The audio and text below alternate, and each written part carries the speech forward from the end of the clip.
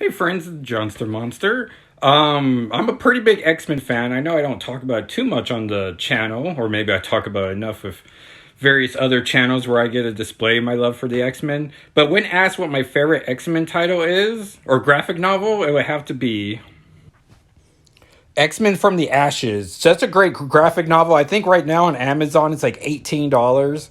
And it's written, of course, by a legendary Chris Claremont.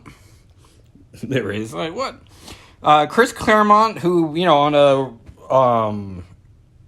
Mount Rushmore of X-Men writers, you have to put Chris Claremont on it, and then by far my favorite X-Men artist, Paul Smith, and this collection collects Uncanny X-Men 168 to 176, which isn't a perfect Paul Smith one because he starts on 170.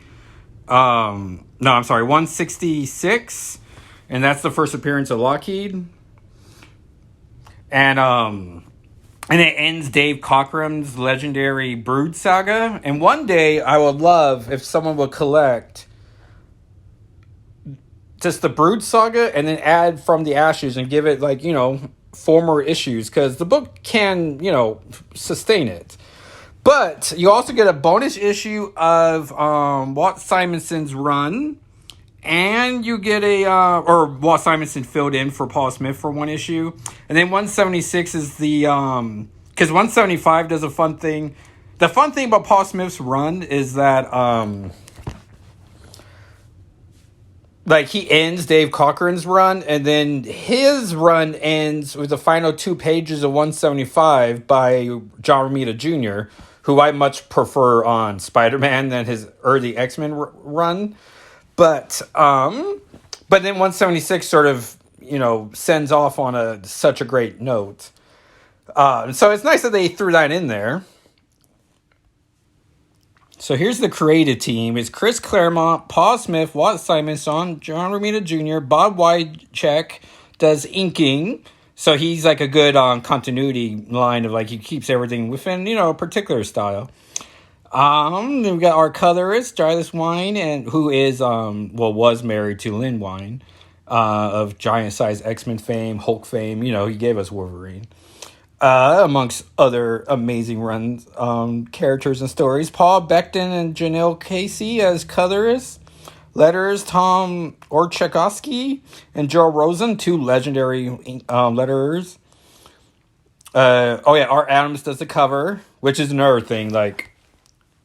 You don't say no to an Art Adams commission, but it'd be nice if it was a Paul Smith cover. So I have to figure out to show off some amazing artwork. So 168, one of my favorite X-Men covers of all time. And then the famous Professor Xavier's a Jerk splash page. And this story literally picks up off of 167.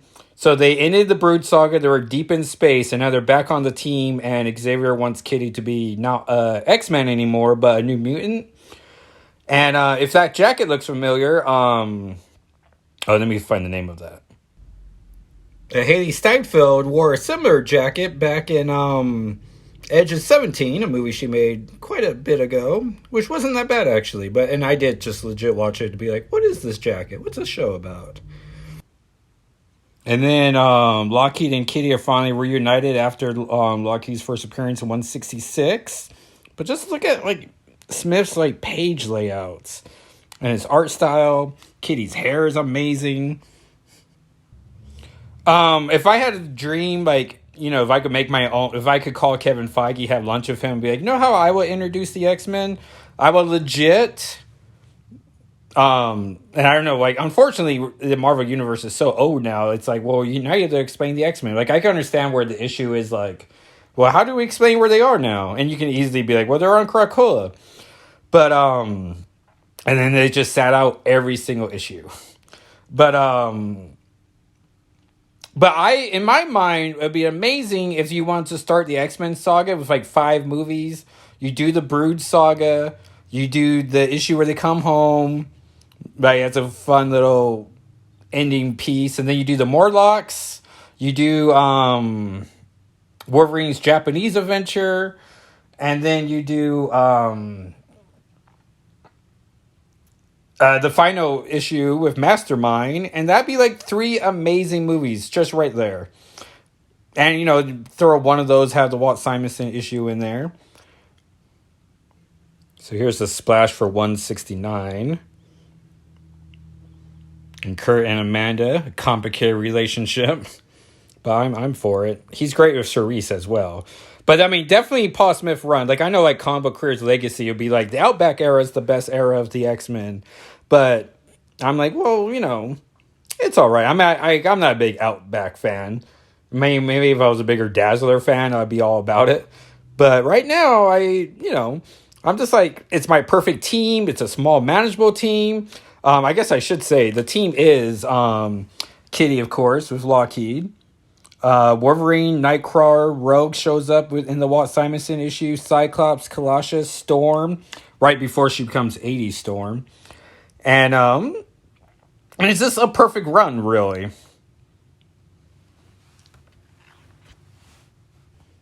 Then there's issue 170 where the Morlocks is continuing. And then also the subplot, Cyclops is busy meeting Madeline Pryor in a very infamous storyline. And I've always been pro Madeline Pryor.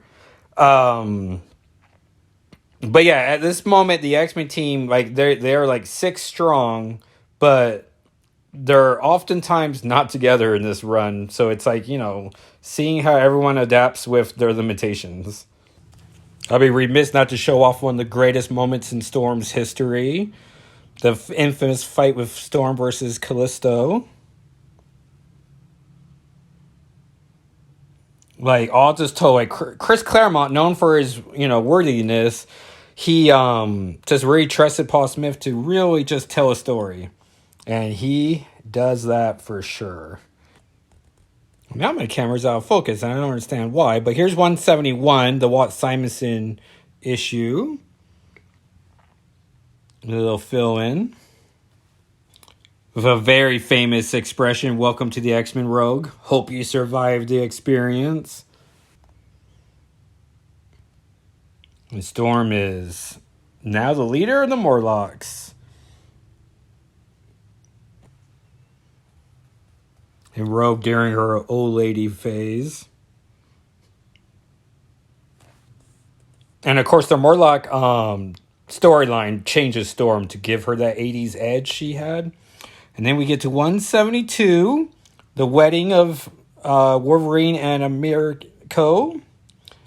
And we're back to Paul Smith goodness. They're in Tokyo, and we just see how amazing Paul Smith has, like, style and choice. Get awesome Lockheed action. Wolverine sees Rogue on the team. He's just like, yeah, well, you let me on the team, so can't be too upset. Let anyone on this thing. So Storm gets changed with the Morlock story, but then she meets a good friend of Wolverine's, Yukiko, and just like shows Storm that you can have a little fun. You don't have to be so uptight all the time. 173, great image. I've seen this homaged a couple times, and here's the official team. Cyclops, Storm, Wolverine, Kitty, back when she was called Sprite and she's not loving her codename at all. Colossus, Kurt, and Rogue. So what's that? 1, 2, 3, 4, 5, 6, 7. And I'm a fan of 7-member teams. Like, I don't know. It just goes well together. To have and have not. And like, Paul Smith can once again like tell an amazing story or visuals, but then you just let him just tell a silent sequence and he will deliver the goods.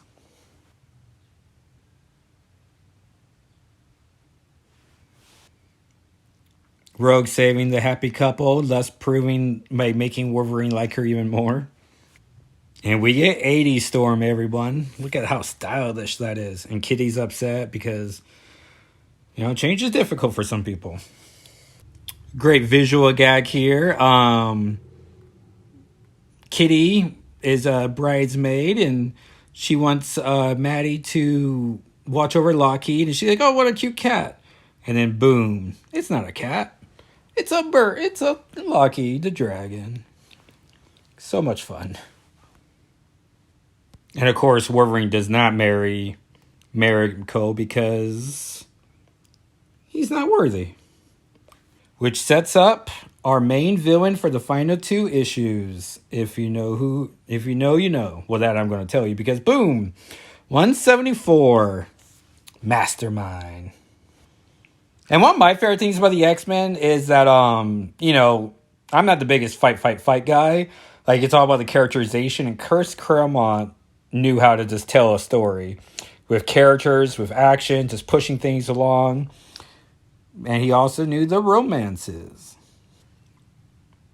Get Kitty and Loki just chillaxing.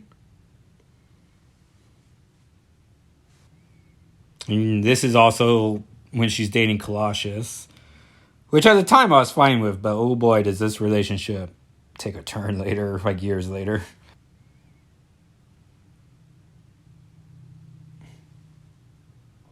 Oh yeah, she starts showing off that she can walk in the sky, and then not only walk, but she can face someone else and make it so they can walk in the sky. Air floating, as it were. They've gone to Storm's attic, but 80s Storm is like, I don't deal with plants anymore. She's too cool. Kurt's taking care of Rogue. Scott can't handle it. He needs to know if Maddie is related to Jean at all, which can only mean one thing. He gets what he deserves. Come on, Scott. But to his credit, though, is she related? Or does she just look way better in the outfit? And here we go. All Legendary runs in, and this one ends at 175.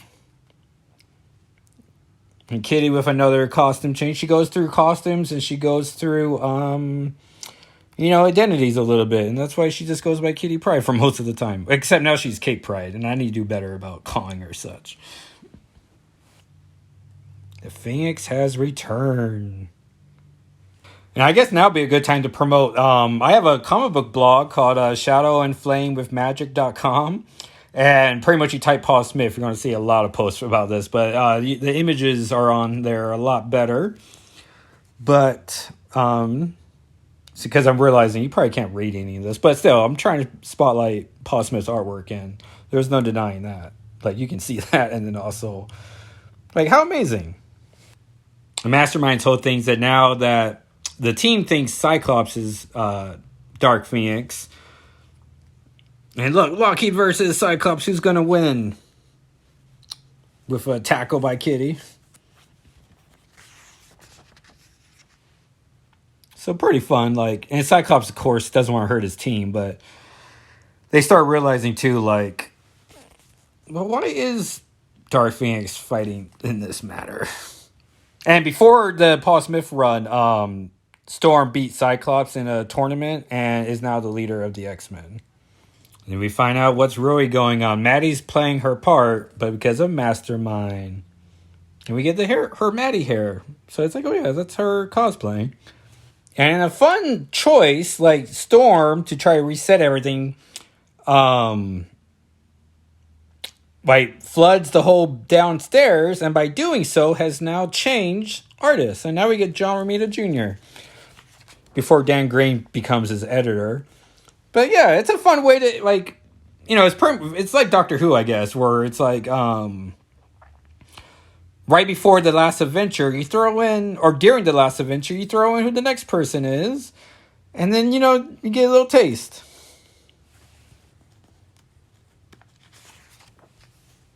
We were denied one wedding, but we got a second one, y'all. And this one goes through.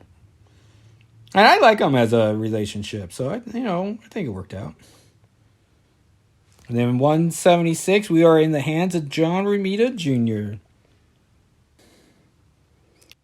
Now, if you're anything like me, when I started as an X-Men comic book buying fan and trying to buy the individual collections, at first I was like, I'm just gonna buy X-Men Classics and reprint the thing. And then I was like, you know what? No, I need these original issues. And so every paycheck in college, I buy maybe $100 worth of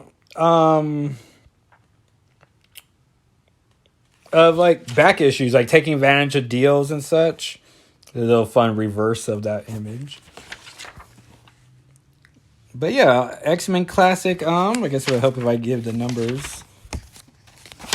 72 through 179. And there was a time too where I read these just to protect my old image, my comics. And then of course, Days of Future Past is a great collection too. But yeah, so that is what I will recommend if you want a great X-Men story. You can't do much better than X-Men from the Ashes. I mean, you could if you added the Brood Saga to it, but we've been here before. All right, everyone. And I'm making this video because we hit 175 subscribers, and I just want to say thank you so much, everyone, for subscribing and liking and leaving comments. I really appreciate it. And here's to the road begins to 300. All right, everyone. Bye.